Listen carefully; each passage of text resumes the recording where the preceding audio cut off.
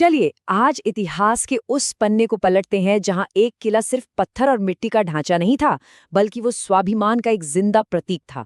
ये कहानी है साल 1567-68 की, जब हिंदुस्तान के सबसे ताकतवर बादशाह अकबर अपनी पूरी ताकत के साथ चित्तौड़ की पहाड़ी के नीचे आ खड़े हुए थे। और उनके सामने सामने थे बस मुट्ठी भर राजपूत, जिनके खून में हार मानना लिखा ही नहीं था। सोच कर देखिए, खुद बादशाह अकबर ये कह रहे हैं। बस इसी बात से अंदाजा लग जाता है कि चित्तौड़ आखिर क्या चीज थी। चित्तौड़ को जीतना सिर्फ एक और जंग जीतना नहीं था, ये तो पूरे हिंदुस्तान पर अपनी बादशाहत की मोहर लगाने जैसा था। तो सवाल ये है कि भाई, ये किला इतना खास क्यों था? तो इसका जवाब सीधा सा है।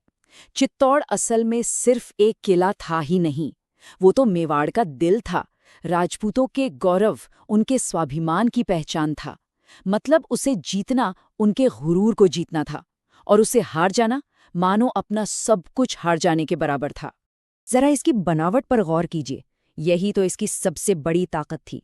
180 मीटर ऊंची पहाड़ी के ऊपर बना हुआ, उसके चारों तरफ कोई छोटी मोटी दीवार नहीं, पूरे 13 किलोमीटर लंबी एक विशाल दीवार, और अंदर दाखिल होने के लिए 7 बड़े बड़े मजबूत दरवाजे।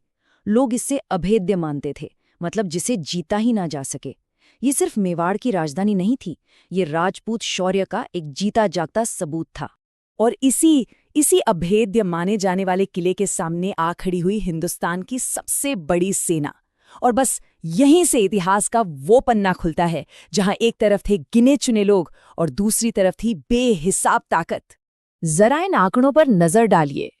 किले के अंदर करीब 8,000 राजपूत योद्धा और किले के बाहर 60,000, पूरे 60,000 प्रशिक्षित मुगल सिपाही। मतलब साफ है, ये कोई बराबरी की लड़ाई थी ही नहीं, ये तो एक नामुमकिन सी चुनौती थी। और लीडरशिप की बात करें तो वहां भी जमीन आसमान का अंतर था। एक तरफ थे मेवाड़ के महाराणा उदय सिंह द्वितीय, जो अपने सलाहकारों के कहने पर किले से निकल गए थे। उन्होंने किले की रक्षा का पूरा जिम्मा अपने 2 सबसे बहादुर सेनापतियों जैमल राठौड़ और पत्ता सिसोदिया के कंधों पर डाल दिया था। और दूसरी तरफ थी मुगल सेना, जिसे लीड कर रहे थे खुद बादशाह अकबर। अब अकबर जानते थे कि इस किले को आमने सामने की लड़ाई में जीतना आसान नहीं है, बिल्कुल नहीं। इसलिए उन्होंने एक ऐसी रणनीति अपनाई जो पत्थर से बने किले को ही नहीं, बल्कि फौलाद से बने हौसलों को भी तोड़ दे। और वो रणनीति थी एक लंबी, थका देने वाली घेराबंदी। और ये घेराबंदी कोई 1-2 दिन नहीं चली, पूरे 4 महीने। सोचकर देखिए, अक्टूबर 1567 में शुरू हुई और फरवरी 1568 तक चलती रही। हर गुजरते दिन के साथ दबाव बढ़ता जा रहा था। खाने पीने का सामान यानी रसद आने के सारे रास्ते बंद थे। बाहर से कोई मदद आ सकती है, इसकी तो कोई उम्मीद ही नहीं बची थी। तो अब ये लड़ाई सिर्फ तलवारों की नहीं रह गई थी, ये जंग बन चुकी थी सब्र की, हौसले की। मुगल सेना ने किले को तोड़ने के लिए हर मुमकिन तरीका आजमाया। भारी भरकम तोपों से दिन रात दीवारों पर गोले दागे जा रहे थे। दीवारों के नीचे तक सुरंगें खोदी जा रही थीं। ये ढकी हुई सुरंगें थीं जिन्हें साबत कहते थे। इनके जरिए सिपाही दीवार तक सुरक्षित पहुंच जाते थे और फिर उसमें बारूद भर देते थे। एक तरह से किले को पूरी दुनिया से अलग थलग कर दिया गया था। लेकिन इतना सब कुछ होने के बाद भी किले की दीवारें शायद कांप रही थीं, लेकिन अंदर मौजूद राजपूतों का हौसला वो बिल्कुल नहीं डगमगाया। हर सुबह किले के दरवाजे खुलते और राजपूत योद्धा, ये जानते हुए भी कि वो गिनती में कितने कम हैं, बाहर निकलकर दुश्मन पर शेरों की तरह टूट पड़ते थे। ये साहस की इंतहा थी। कई महीनों तक ये सिलसिला चलता रहा, लेकिन फिर आखिरकार वो वक्त आ ही गया जब हार सामने दिखने लगी। और तब चित्तौड़ ने वो कदम उठाया जिसने उसे इतिहास के पन्नों में हमेशा के लिए अमर कर दिया। इस पूरी लड़ाई का टर्निंग पॉइंट तब आया जब मुगलों के एक हमले में सेनापति जैमल राठौड़ दीवार की मरम्मत करवाते हुए बुरी तरह जख्मी हो गए। कुछ ऐतिहासिक विवरण तो ये भी बताते हैं कि उन पर निशाना खुद अकबर ने अपनी बंदूक संग्राम से साधा था। अपने कमांडर को इस हाल में देखकर राजपूतों का हौसला अब टूटने लगा था। जब ये तय हो गया कि अब किले को बचाना नामुमकिन है, तब अंदर राजपूत महिलाओं ने अपने सम्मान की रक्षा के लिए वो फैसला किया जिसे हम जौहर के नाम से जानते हैं। ये दुश्मन के हाथों में पड़कर अपमानित होने से बेहतर खुद को अग्नि को समर्पित कर देने की एक बेहद दर्दनाक लेकिन उनके लिए गौरवपूर्ण परंपरा थी।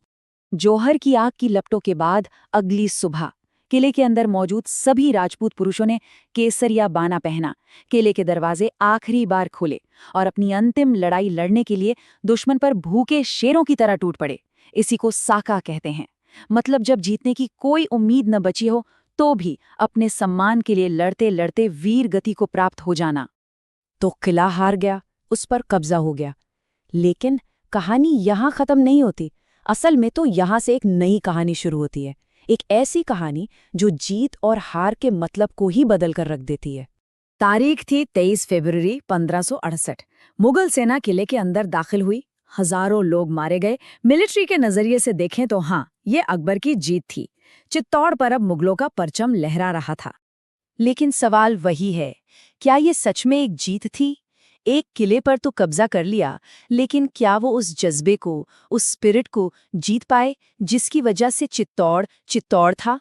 क्योंकि चित्तौड़ का गिरना राजपूत प्रतिरोध का अंत नहीं था, बल्कि ये तो एक नई शुरुआत थी।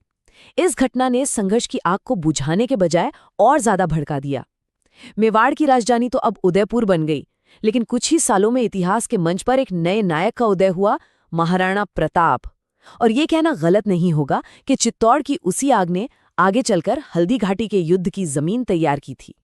तो आखिर में बात बस इतनी सी है, चित्तौड़ की इमारत, उसकी दीवारें शायद टूट गईं, लेकिन उसकी कहानी वो अमर हो गई।